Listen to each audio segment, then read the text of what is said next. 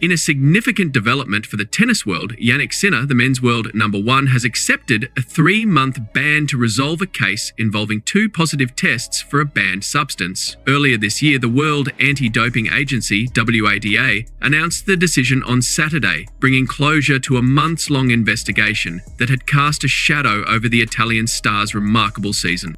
The ban, which will run from February 9 to May 4, 2024, stems from Sinner's positive tests for clostebol, an anabolic steroid, during the Indian Wells tournament in March 2024. The 2 samples, collected 8 days apart, showed trace amounts of the substance. Sinner had previously been cleared by the International Tennis Integrity Agency, ITAA, in August, which ruled that he was not at fault for the positive tests. However, WADA appealed the decision to the Court of Arbitration for Sport, CAS, leading to the settlement announced on Saturday. In a statement shared on social media earlier this year, Sinner explained that the positive tests resulted from inadvertent contamination through treatment administered by his physiotherapist. The 23-year-old clarified that his physio had used an over-the-counter spray containing clostebol to treat a minor wound on their own skin, not on Sinner. Despite the unintentional nature of the exposure, WADA emphasized that athletes bear responsibility for the actions of their entourage under its strict anti-doping rules.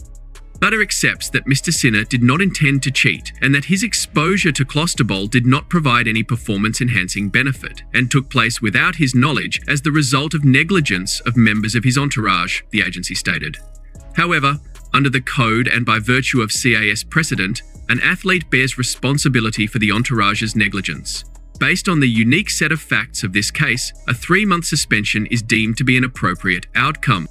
Sinner, who has enjoyed a stellar season with victories at the US Open and Australian Open, expressed relief at the resolution of the case. In a statement provided by his agents, he said, "This case had been hanging over me now for nearly a year and the process still had a long time to run, with the decision maybe only at the end of the year. I have always accepted that I am responsible for my team and realize WADA's strict rules are an important protection for the sport I love.